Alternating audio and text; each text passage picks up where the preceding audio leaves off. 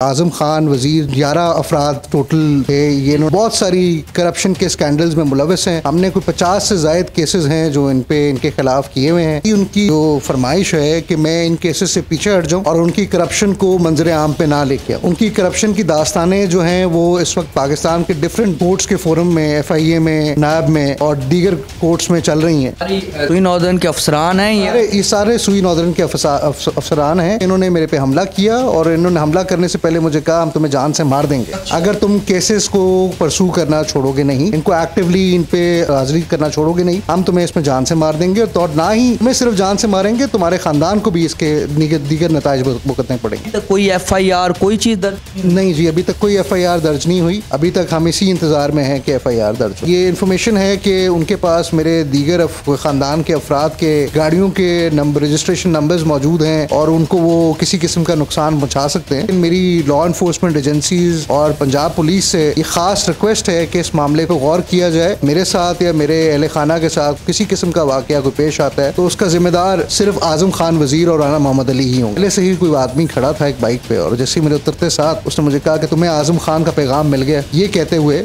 वो आगे निकल गए। ये एक बड़ा खुल के पैगाम है। ये हाथ धो के मेरे पीछे पड़े हुए हैं। ये सिचुएशन कुछ ज्यादा अलार्मिंग इस तरह बनती जा रही है कि जिस तरह इनको पहले इनको जदोकोब किया गया, उससे बाद इनको गाड़ी से जैसे ही उतरे तो इनको एक बाइक पे कोई थ्रेट करके गया कि आजम खान का पैगाम मिल गया है। इस दफ़ा तो कोई चीज़ नहीं थी, अगली दफ़ा कोई पिस्टल वगैरह भी हो सकती है, कोई चाकू छुरा कोई और चीज़ भी हो सकती है। अस्सलाम वालेकुम नाज़रीन, हमारे साथ बैरिस्टर मियां मंसूर महमूद साहब मौजूद हैं। नाज़रीन, अक्सर तासुर है हमारी सोसाइटी में जो वकला हज़रात बड़े पावरफुल होते हैं, लेकिन मुल्क के जो करंट सिचुएशन है, जो हालात हैं, इनमें वकला हज़रात को भी धमकियां आती हैं और वो भी अब कोई सेफ फील नहीं कर रहे। इसी हवाले से बैरिस्टर मियां मंसूर साहब से हम पूछते हैं, क्योंकि इनको भी धमकियाँ आई हैं कत्ल की और जो वाक़या हुआ इनसे जानते हैं।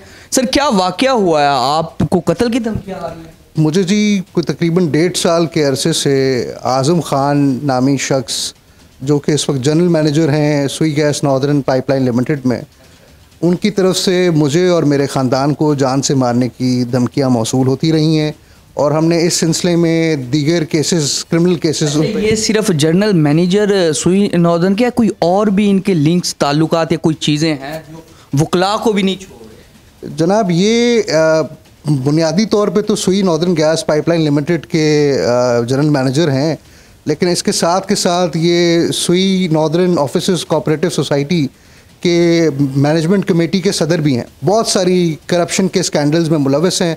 हमने कोई 50 से ज़ायद केसेस हैं जो इनके ख़िलाफ़ किए हुए हैं अपनी क्लाइंट के बिहाफ पे, और हमने वो माशाल्लाह अल्लाह के फजल करम से वो तमाम केसेस जीते हैं, मेरिट पे जीते हैं और उन पे अल्लाह के फजल करम से हम फैसले लेके आए हैं अपने हक़ में, अपने क्लाइंट के हक़ पे। तो अगर किसी को डिफरेंस ऑफ ओपिनियन है तो वो आके टेबल टॉक कर सकता है, वो बात कर सकता है, बात की चीज़ की जा सकती है। ये जो आपको धमकियां आई हैं, उनका इसमें क्या है कि आप केसेस ना लड़ें, क्या वो क्या जी, इस पर बुनियादी उनकी जो फरमाइश है कि मैं इन केसेस से पीछे हट जाऊँ और उनकी करप्शन को मंजर आम पे ना लेके आऊँ। उनकी करप्शन की दास्तानें जो हैं वो इस वक्त पाकिस्तान के डिफरेंट कोर्ट्स के फोरम में, FIA में, नायब में और दीगर कोर्ट्स में चल रही हैं और वो उनका सिर्फ यही मुतालबा है कि वो मैं इन कोर्ट केसेस को परसू मत कर। अच्छा, ये अभी किस तरह धमकी दी है? अभी जो लास्ट टाइम आप टिकर्स भी चल रहे थे कि आपको धमकियाँ, इसकी थोड़ी सा बैकग्राउंड बताएं, स्टोरी बताएं। जी, इसकी स्टोरी ये है कि मैं रजिस्ट्रार कोऑपरेटिव की अदालत में एक केस के सिलसिले की एक हेयरिंग में मैं पेश हुआ और वहाँ से जब मैं निकला तो आज़म खान वज़ीर जो कि जनरल मैनेजर मैंने अर्ज़ किया सुई नॉर्दर्न गैस पाइपलाइन लिमिटेड हैं, वो और उनके साथ राना मोहम्मद अली और बिलाल असगर, वकास साहब और ये 11 अफराद टोटल थे। ये सारी सुई नॉर्दर्न के अफसरान हैं। ये सारे सुई नॉर्दर्न के अफसरान हैं और ये वहाँ पे इन्होंने मेरे पे हमला किया और इन्होंने हमला करने से पहले मुझे कहा हम तुम्हें जान से मार देंगे अगर तुम केसेस को परसू करना छोड़ोगे नहीं, इनको एक्टिवली इन पे हाजिरी करना छोड़ोगे नहीं, हम तुम्हें इसमें जान से मार देंगे। तो ना ही तुम्हें सिर्फ जान से मारेंगे, तुम्हारे ख़ानदान को भी इसके दीगर नताइज भुगतने पड़ेंगे। फैमिली को भी धमकियाँ? जी, फैमिली को भी धमकियाँ दी जा रही हैं। तो अब आपने पुलिस का क्या इस सब में, पुलिस का क्या रोल है? पुलिस क्या कोई केसेस वगैरह किए हैं पुलिस ने? आपने ये जो बता रहे हैं पुलिस को जी हमने कार्रवाई की है। हम मुनीर हुसैन भट्टी साहब सदर लाहौर बार की ज़ेर सदारत सारे वकला इकट्ठे हैं और हम यकीन रखते हैं कि इस किस्म का तशद्दुद जो है वो नहीं होना चाहिए वकला बरादरी पे। और हमने सदर मुनीर भट्टी की सदारत में उन्होंने एक प्रेस रिलीज़ कैबिनेट ने शाया की है जिसने उन्होंने मेरे इस वाक़े को कंडेम किया है और उन्होंने फुल सपोर्ट देने का इज़हार किया है और वो इस मामले को ख़ुद पर्सनली टेकअप कर रहे हैं पुलिस के साथ। तो हमने जो दीगर दरख्वास्त है वो दायर करा दी गई है। इंशाल्लाह उम्मीद रखते हैं कि एक आधे दिन में FIR पुलिस की तरफ से नहीं, ये अभी 2 दिन हो गए हैं, ये 15 को आई थिंक आप जी, ये 15 का वाक़या है। अभी तक कोई FIR कोई चीज़ दर्ज नहीं जी, अभी तक कोई FIR दर्ज नहीं हुई। अभी तक हम इसी इंतज़ार में हैं कि FIR दर्ज हो जाए। तो आपको उम्मीद है कि मिल जाएगा, आपको इंसाफ हो जाएगा, क्योंकि आप लोगों को तो इंसाफ दिलाते हैं लेकिन आप खुद को भी निकलवा पाएंगे? देखिए, मैं इस बात को इस तरह कहूँगा कि ये जो मामला है, हम सारे वकला इकट्ठे हैं, ये हमारी सैंटिटी पे एक वार है। आपको किसी से भी कोई दो राय हो तो आप उसका जो बुनियादी तरीक़ेकार है, आप एक टेबल टॉक करके बात को ख़त्म किया जा सकता है। ये नहीं कि आप एक हुकूमती इदारे के मुलाजमीन में भी हैं और आप एक इदारे की साख को डैमेज भी करें बाय आप किसी को धमकियां देना शुरू कर दें, उनको जान की धमकियां देना शुरू कर दें, उनके अहले खाना को मारने की धमकियां देना शुरू कर दें और उनको ये पैगामात भिजवाए जाएँ, थ्रेटनिंग कॉल्स की जाएँ कि हम आपको जान से मार देंगे, हमारे पास तुम लोगों की गाड़ियों के नंबर और तुम लोगों की फैमिलीज़ की डिटेल्स मौजूद हैं। तो ये मेरा ख़्याल है बुनियादी गलत तरीक़ेकार है, इसको इस तरीके से लेके नहीं चलना चाहिए। सर, ये तो जिस तरह थ्रेट तो आपको किया था 2-3 दिन पहले, लेकिन उससे बाद भी आपने ऑफ द रिकॉर्ड मुझे बताया कि कोई बाइक पे थ्रेट करके क्या जी, जिस तरह मैंने आपको अर्ज़ किया कि ये मामला तो चलता हुआ आ रहा है काफ़ी देर से, अब 3-4 दिन हो गए हैं।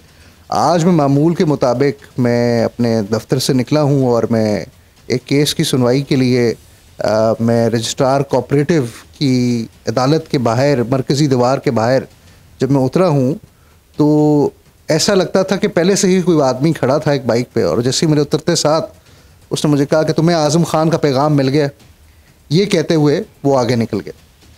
तो अब इसको हम क्या शक्ल दें, क्या ना दें, ये एक बड़ा खुल के पैगाम है कि ये हाथ धो के मेरे पीछे पड़े हुए हैं। ये मामला 15 तारीख से लेके आज दिन तक ये मामला चल रहा है और इसके दरमियान मुझे कल रात आज़म खान वज़ीर, जो कि जनरल मैनेजर सुई नॉर्दर्न गैस पाइपलाइन लिमिटेड हैं, उन्होंने अपने मोबाइल फ़ोन से मुझे मेरे फ़ोन पे 3-4 दफ़ा कॉल्स की जो कि मैंने नहीं उठाई और मुझे हरासा करने के लिए कॉल की और मुसलसल मुझे वो बेले मार के छोड़ देते थे, जिसके जवाब में मैंने उनको एक मैसेज किया कि आप मुझे दोबारा कॉल मत करें, मुझे आपकी जो है धमकियां और थ्रेट्स मुझे मौसूल हो चुकी हैं ऑलरेडी।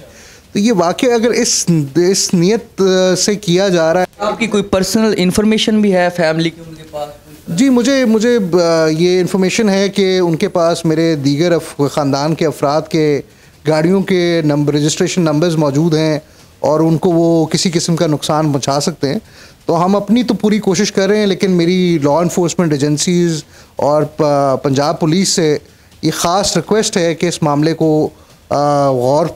पे गौर किया जाए और खुदा न खास्ता मेरे साथ या मेरे अहले खाना के साथ किसी किस्म का वाक़या कोई पेश आता है तो उसका ज़िम्मेदार ना कोई और, सिर्फ आज़म खान वज़ीर और राना मोहम्मद अली ही होंगे। जी, तो नाज़रीन, मियां मंसूर साहब मेरे साथ मौजूद थे, उनकी रूदात तो आप लोगों ने सुन ली होगी। नाज़रीन, ये सिचुएशन कुछ ज़्यादा अलार्मिंग इस तरह बनती जा रही है कि जिस तरह इनको पहले 15 तारीख को आई थिंक इनको ज़दोकोप किया गया, उससे बाद इनको गाड़ी से जैसे ही उतरे तो इनको एक बाइक पे कोई थ्रेट करके गया है कि आज़म खान का पैगाम मिल गया है। अगर हो सकता है उसके पास कोई, कल को इस दफ़ा तो कोई चीज़ नहीं थी, अगली दफ़ा कोई पिस्टल वगैरह भी हो सकती है, कोई चाकू छुरा कोई और चीज़ भी हो सकती है। तो ये मामला बड़ा संजीदा है। आईजी पंजाब डॉक्टर उस्मान अनवर को इस पे नोटिस लेना चाहिए और इसको खुद देखना चाहिए कि ये क्या मामला हो रहा है।